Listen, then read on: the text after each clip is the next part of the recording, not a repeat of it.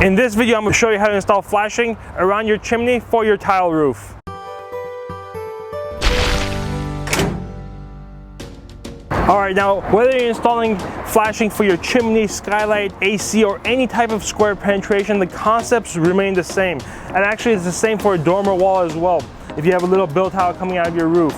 In this video, we're going to be installing a mock chimney right here. Just imagine these walls going all the way up.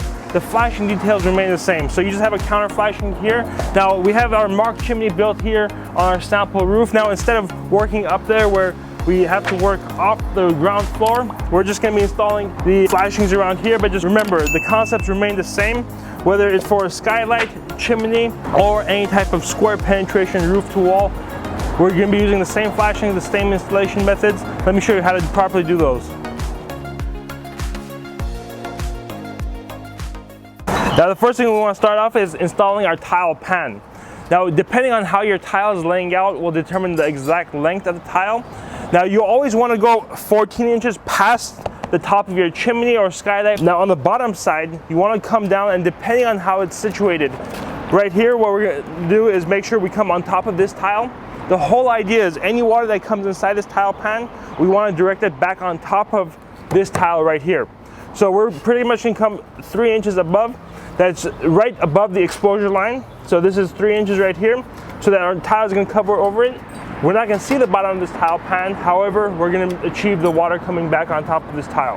So I'm going to hold this in place, and we're going to mark out this line right here.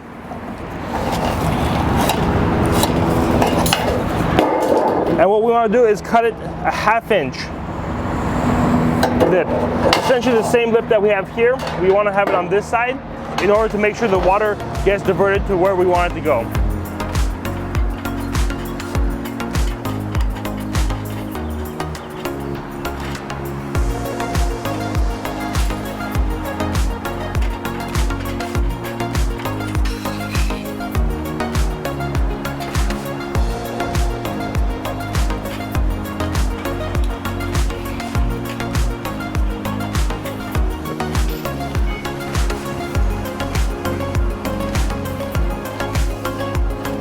Alright, you can see what Marco's done here is leave a 1/2 inch to 1 inch lip right here that we're going to bend over, and that's going to tie in perfect with our flashing here on this head wall. Now on this top side, what we also have to do is fabricate this flashing right here. So on this top side here, I'm going to mark out where our top wall stops, and what we're going to do is we're going to cut this at a 45-degree angle, bend it down, and we want to make sure we do that so that we tie that together with our saddle that we're going to install on the top side here. So you can see we just made a 45-degree angle right here. We've made a 45-degree cut. And once I put that into place, I'm going to bend this into the directions that I want it to go.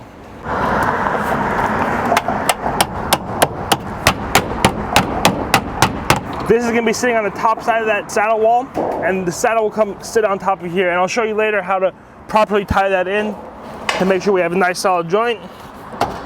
There you go. We have our tile pan cut and ready to install. Now one thing you want to make sure is you don't have any nails in this channel. So what we do is we fabricate these clips in order to install this tile pan down. This clip right here is a field fabricated clip. You can use really any metal that is similar to your tile pan. So if you're using galvanized tile pan, you want to use galvanized clips. And what this does is it holds it down tight enough in place so that it doesn't shift. However, it doesn't make any holes in this tile pan right here. Generally, we like to install these clips every 12 to 16 inches on center. It's not super crucial because really that tile is going to hold it down, as well as tacking this up here. However, this just helps it to keep it down during installation.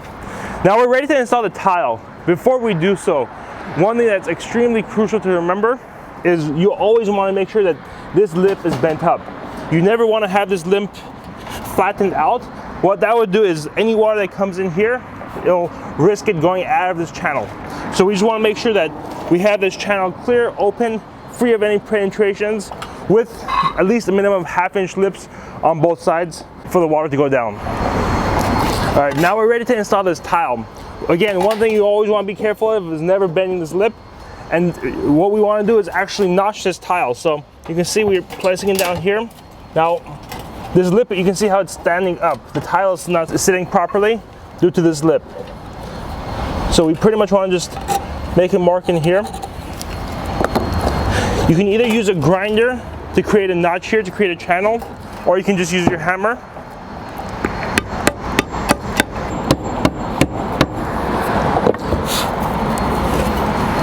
You can see what we've done. We've created a little notch here in order for that to sit. Now we might need a little bit more. And actually what we'll do is we'll use a grinder to create a groove right here.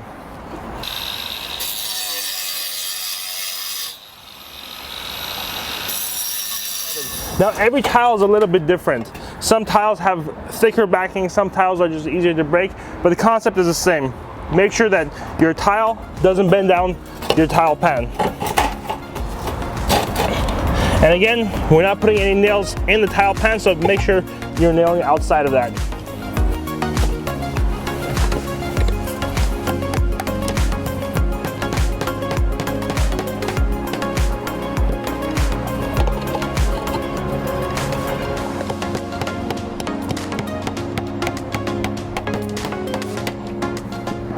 Okay, so you can see we've got this tile cut down to size. You don't need to be perfectly all the way butted up against here. You can leave a 1/4 to 1/2 inch gap. Now again, one thing we want to be sure of, we're not nailing in this hole right here. We don't want to nail through the tile pan ever. What we want to do is just create a hole right here.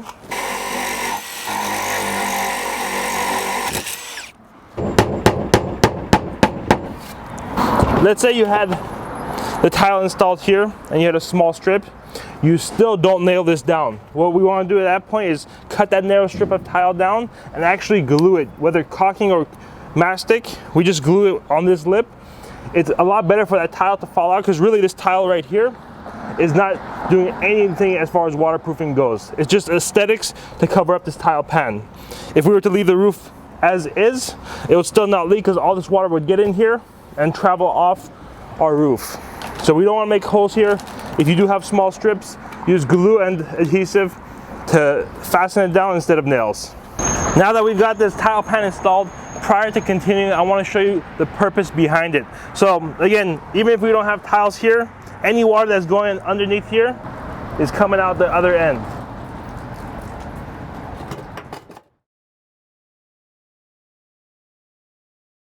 All right, now before we install our hedge wall flashing, what we call a 110 metal, what we want to do is first install a row of tiles, then install our flashing on top of that. So I'm going to get started with installing these tiles, and I'll show you how to install that flashing. Now that we've got our bottom row installed, we're ready to install our 110 metal. Now 110 metal is what we call this piece of flashing. It comes up 2 inches and goes across 6. Essentially sits up here and ensures that all the water flows on top of the tiles. Now you can, instead of using a 6-inch flashing, you can also use 4. The important thing is you want to cover these nails right here and pass them by 2-3 inches. So for this demonstration, we're going to use a 6-inch. And what I'm going to do is fabricate this in such a way to tie it into our tile pan right here. I'm going to bring it about 1.5 inches over. Mark it out here.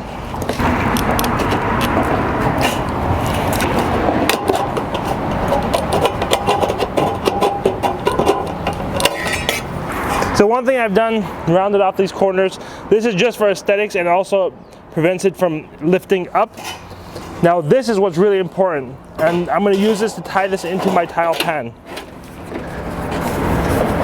So you can see what happened is this is coming up the wall, the tile pan is coming over that. But you can fit this in a little snug. And we have a nice tight seal right there. Now what I also want to do is fill up this corner right here with some adhesive.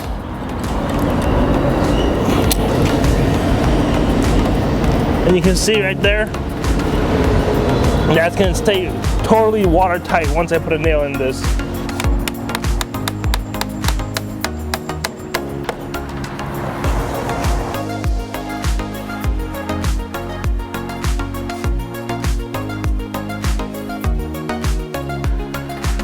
I already installed our tile pans on both sides.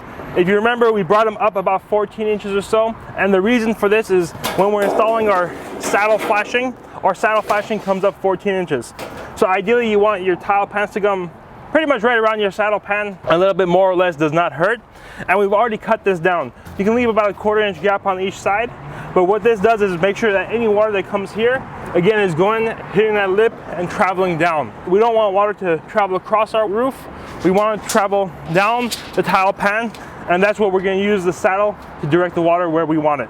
So I place this here. The first thing I'm going to do is mark both ends in order to cut and bend it down. Of course, we don't want to leave it like this because we don't want to trap water.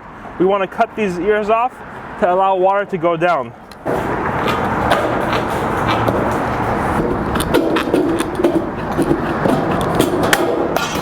So you can see I've cut it all the way down to our marking. However, I have left this lip of about 1.5 inches to 2 inches on each side. And what I'm going to do with this lip is actually bend it down over the saddle. So we've got this in place right now, and you can see this lip here is sticking out. So what we're going to do is just gently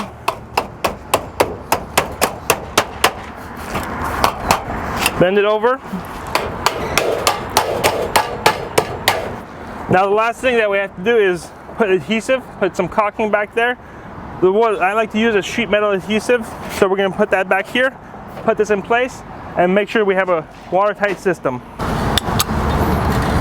So we really want to focus on this corner here, and come up and across here diagonal. Now you should do that on both sides, but for this demonstration I'm just going to do this one side here. And what you really want to see is as you're pressing this down, for that adhesive to be coming out of that corner.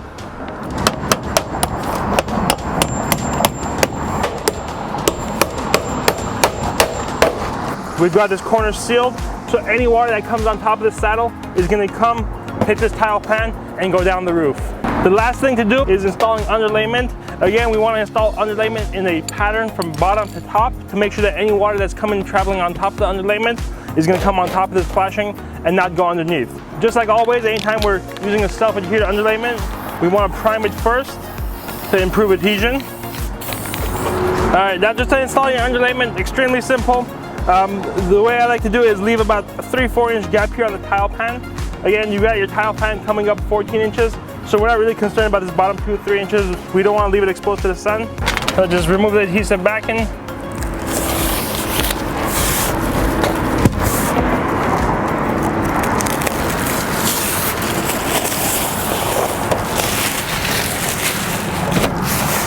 On this top side, you want to make sure that you lap it properly moving forward. So there you have it. You're ready to pretty much install your tile on top of this. Just keep in mind, you don't want to be installing nails right here in the tile pan. You always want to install nails above about 10 inches at least. You want to leave for water to travel. No nails on your tile pans or your saddles, and you'll be good to go. Guys, thank you so much for watching. Like, subscribe, and do all that good stuff. We have a bunch of other videos for flat tile roof installation tutorials. If we're missing something, let us know and we'd like to fill it out for you. Thanks for watching.